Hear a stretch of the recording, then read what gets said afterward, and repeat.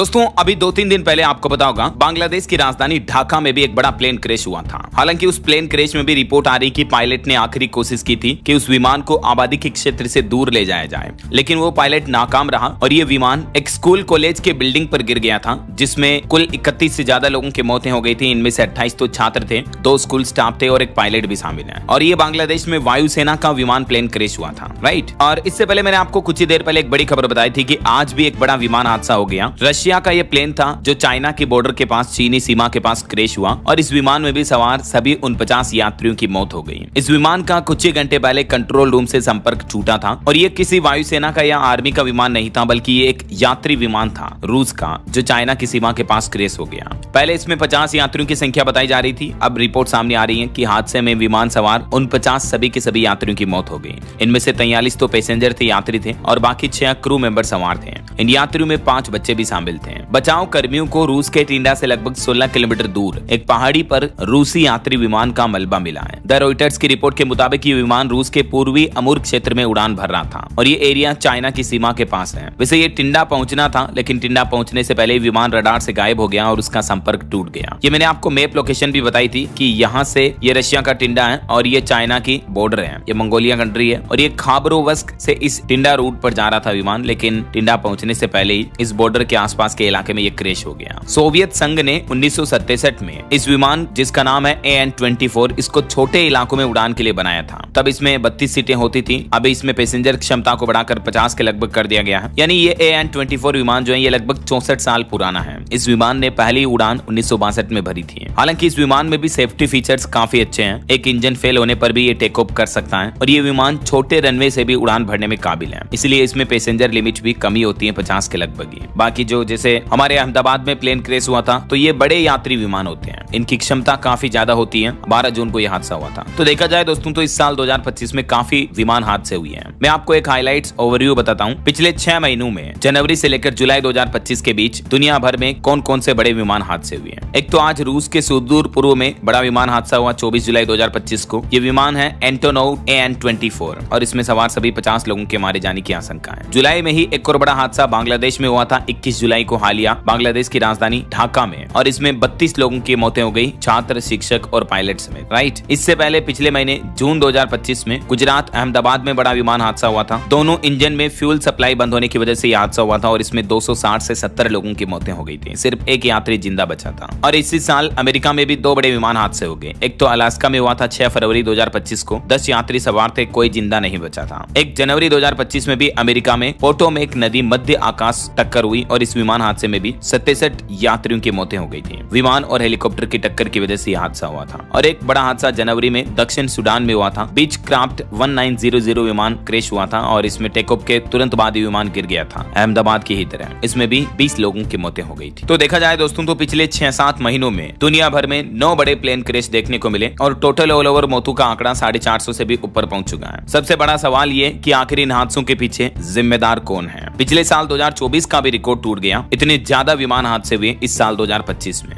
कहीं न कहीं देखा जाए तो विमानन कंपनियां अपनी सुरक्षा पर कम ध्यान देती हैं, बल्कि मार्केटिंग और बिजनेस पर ज्यादा ध्यान देती हैं। इसको लेकर हालिया रिपोर्ट भी मैंने आपको बताई थी। ये टोटल डेटा आप देख सकते हैं। रूस प्लेन क्रैश में आज 49 मौतें हुई। अहमदाबाद प्लेन क्रैश में 260 से 70 मौतें हुई थी। बांग्लादेश ढाका में 27 से बढ़कर बढ़ने वालों का आंकड़ा 31 पहुंच चुका है। वाशिंगटन में भी 67 मौतें हुई थी। साउथ सूडान में 20 मौतें। इसके अलावा कुछ छोटे हादसे भी रहे। फिलाडेल्फिया में 8 मौतें हुई, अलास्का में 10, होंडुरास में 13, न्यू जर्सी में 6 और टोरंटो में हालांकि हादसा हुआ जिसमें सभी यात्री बच गए। ये बड़े विमान हादसों की लिस्ट मैंने टेबल में भी डेटा बना दिए हैं, आप देख सकते हैं। और एक संयोग ये रहा कि अभी 2 दिन पहले जो बांग्लादेश में हादसा हुआ था ढाका में, ये विमान भी एक स्कूल की कॉलेज की बिल्डिंग पर गिरा था। और जो हमारे गुजरात अहमदाबाद में विमान हादसा हुआ था, ये विमान भी मेडिकल कॉलेज के हॉस्टल पर क्रैश हुआ था। तो इन दोनों हादसों में बड़ी मानवीय क्षति हुई है। बाकी ये रूस का आज विमान हादसा ये जंगल में क्रैश हुआ था, इसकी तस्वीरें तो आप देख ही सकते हैं। ये ड्रोन व्यू है जो आज के अभी के कुछ ही देर पहले के हादसे की तस्वीरें हैं। हेलीकॉप्टर के जरिए इसको सर्च किया गया, तब जाकर पता चला। आपको क्या लगता है दोस्तों कि आए दिन दुनिया भर में जो विमान हादसे बढ़ रहे हैं, इस पर सरकारों को क्या कोशिश करनी चाहिए और विमानन कंपनियों को भी क्या सेफ्टी टिप्स अपनाने चाहिए? आपकी राय विचार कमेंट करके बताइएगा जरूर। और आप कौन से राज्य में रहते हैं, आपके राज्य का नाम भी कमेंट